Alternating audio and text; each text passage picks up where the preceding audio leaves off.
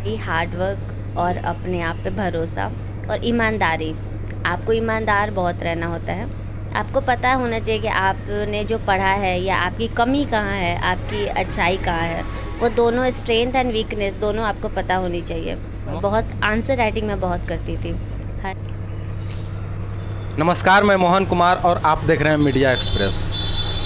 हाल ही में बीपीएससी का रिजल्ट घोषित हो चुका है और ज़िले के तमाम छात्र इसमें छात्राएं सफल हुई हैं। इसी को लेकर के विक्रमगंज से प्रीतिजीत जुड़ी हुई हैं, जो बीपीएससी के रिजल्ट में इन्होंने एक अच्छा खासा मुकाम हासिल किया है और अपने ज़िले का, अपने शहर का नाम रोशन किया है। हम इनसे कुछ जानकारियां लेने का प्रयास करेंगे और सभी दर्शकों को बताने का प्रयास करेंगे कि किस प्रकार से इन्होंने अपने इस ज़िले का मान सम्मान को, गौरव को आगे बढ़ाया। सबसे पहले हमारे चैनल में स्वागत है आपका। Thank you. आज आपने एक विक्रमगंज में अलग ही कीर्तिमान स्थापित किया है जी। ये किस प्रकार से संभव हो पाया? हार्ड वर्क के अलावा तो कुछ नहीं हो सकता। हार्ड वर्क था, अपना खुद का मेहनत और ईमानदारी के साथ मैंने किया। और मैं यही कह सकती हूँ कि अगर कोई भी करेगा तो हार्ड वर्क से कोई कुछ भी कर सकता है। और अपने प्रति ईमानदार होना होता है और ख़ुद को जानना होता है कि आप सच में बनना चाहते हैं या नहीं बनना चाहते। आपको क्या बनना है वो खुद से पता हो जाता है। तो मुझे लगता है कि इसका कोई रिप्लेसमेंट नहीं है और अपना ड्रीम तो फॉलो करना ही चाहिए। और मुझे हमेशा से ही एडमिनिस्ट्रेशन में ही जाना था। मैंने शुरू से ही इसी की तैयारी की थी और मेरा पहले से ही यही लक्ष्य था। और आज अगर मिला है तो मैं बहुत खुश हूँ। पर अभी मेरा ये, मतलब मैं इसे एंड की तरह नहीं देखती। अभी मेरा ये शायद पहला सीढ़ी है। अभी मुझे और आगे कुछ करना है।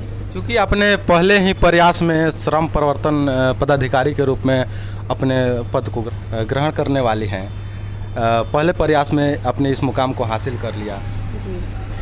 तो किस प्रकार से मेहनत करना पड़ा इसमें?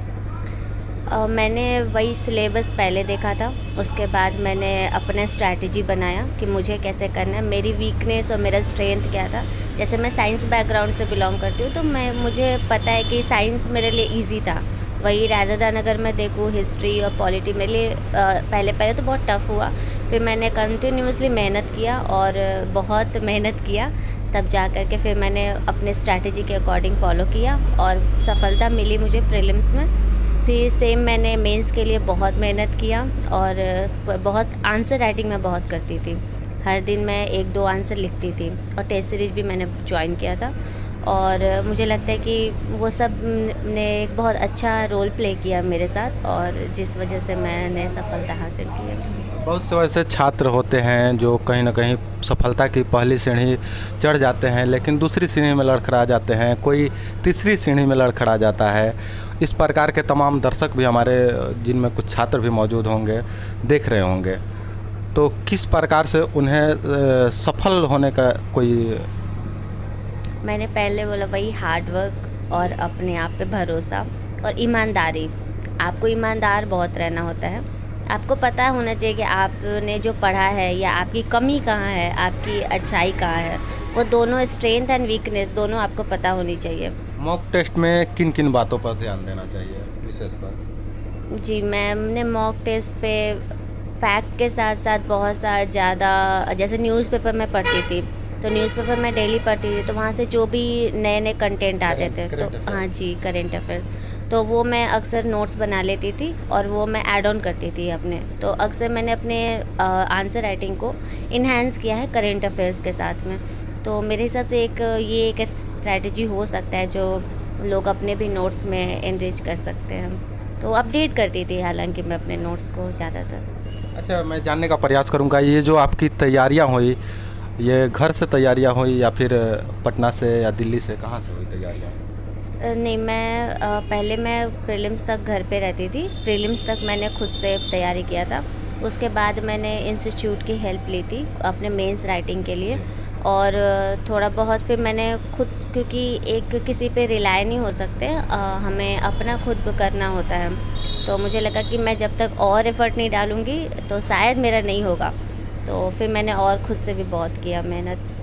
और क्योंकि कहीं ना कहीं आप अति पिछड़ा समुदाय से आती हैं, तो सरकार की तरफ से जब प्रीमियम्स का एग्ज़ाम निकाली तो सरकार की तरफ से कुछ अनुदान दिया गया, मिल पाया या नहीं मिल पाया? जी मिला। जो भी स्कीम्स योजनाएं चलती हैं उनका बहुत अच्छे से बिहार में क्रियान्वयन हो रहा है और मुझे भी मिला है बहुत बेनिफिट। तो मैं इसमें तो खुद को खुशनसीब समझती हूँ कि मुझे हेल्प भी मिला और मुझे पेरेंट्स से भी हेल्प बहुत मिला। तो सबका कुल मिला करके अच्छा योगदान था। बिहार में लगातार परीक्षाओं में देखा जाता है कि पेपर का रद्द हो जाना या फिर इस तरह की घटनाएं आती है, तो काफ़ी जो प्रतियोगिता परीक्षा की तैयारी करने वाले छात्र होते हैं उनका मनोबल टूट जाता है। तो क्या कहना चाहेंगे उनसे? जी, पहले ऐसा होता था। हम यहाँ की हालांकि 67 भी कैंसिल हुआ था, पर अब मुझे लगता है कि बहुत सुधार हो चुका है। उसके बाद हमें सुनने को नहीं मिला एक सिपाही भर्ती को छोड़ करके। तो अब तो ठीक हो रहा है। तो अब तो ये सरकार का काम है, गवर्नमेंट एग्जीक्यूटिव का काम है, देखा जाएगा। अच्छा, अधिकारी बनने के बाद, क्योंकि आप तो अब अधिकारी बन चुकी हैं, कहीं ना कहीं मतलब अब आपको पद जल्द ही मिलने वाला है, तो किस तरह से काम कीजिएगा? मेरा तो शुरू से ही था कि मैं ग्राउंड पे रह के काम करूँगी। जो मैंने देखा है, जो मैंने सीखा है, जो भी लोगों को मैं देखती हूँ, तो वो मैं हमेशा से ग्राउंडेड थी और मेरा शुरू से ही मन था मैं एडमिनिस्ट्रेशन में काम करूँ, कुछ सुधार लाऊँ। तो जो भी मुझे चैलेंजेस आएंगे तो मैं उसे एक्सेप्ट करूँगी और उसमें काम करना पसंद करूँगी। काफ़ी वैसे अधिकारी सामने नज़र आते रहते हैं कि जिनमें कार्यों के प्रति उतना एक्टिविटी नहीं दिखाई देती है। अभी हमारे विक्रमगंज में ही कुछ वैसे अधिकारी हैं जिन पे तमाम तरह के आरोप लगते रहते हैं, तो कहीं इस तरह से नहीं होने वाला है? जी, अभी तो मैंने ज्वाइन नहीं किया है तो मैं इस पर कुछ नहीं बोल सकती। नो।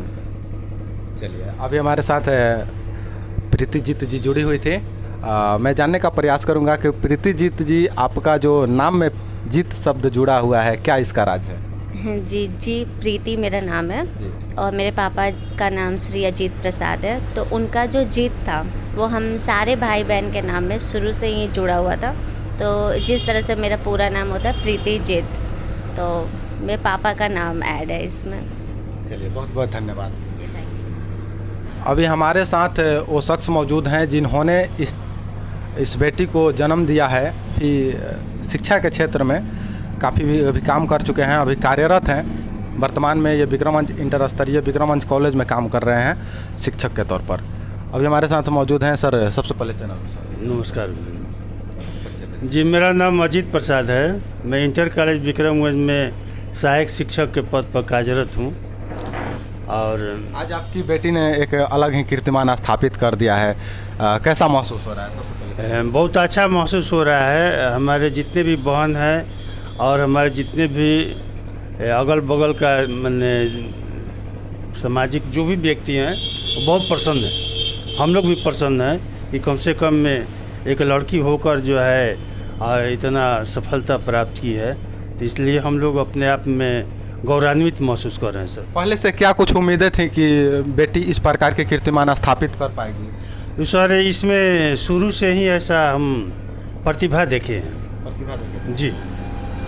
तो जो भी जहाँ भी पढ़ी है, जैसे नवोदय विद्यालय में भी मैट्रिक जब की तो 96 पॉइंट कुछ है जो है नंबर लिए। हाँ, तो हम देखें कि इसमें टैलेंट है, ये कुछ कर लेगी। तो जहाँ जैसे कहीं तो इसको पढ़ाने के लिए हम कहीं कोताही नहीं बरते हैं। हर जगह इसको जो है हम हेल्प करते हैं, जो कहीं वही किए हैं सर।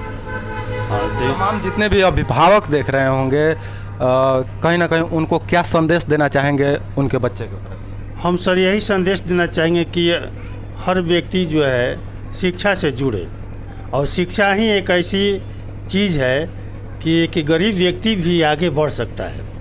और हम भी एक साधारण ही व्यक्ति थे, क्या शिक्षा के बदौलत जो है अपने बच्चों को सही ढंग से पालन पोषण किए। तो मैं पूरे समाज को यही कहना चाहता हूँ कि हर व्यक्ति शिक्षा से जुड़कर जो है अपना सर्वांगीण विकास करे और समाज का भी विकास करे और देश का भी विकास करे सर। बहुत बहुत धन्यवाद।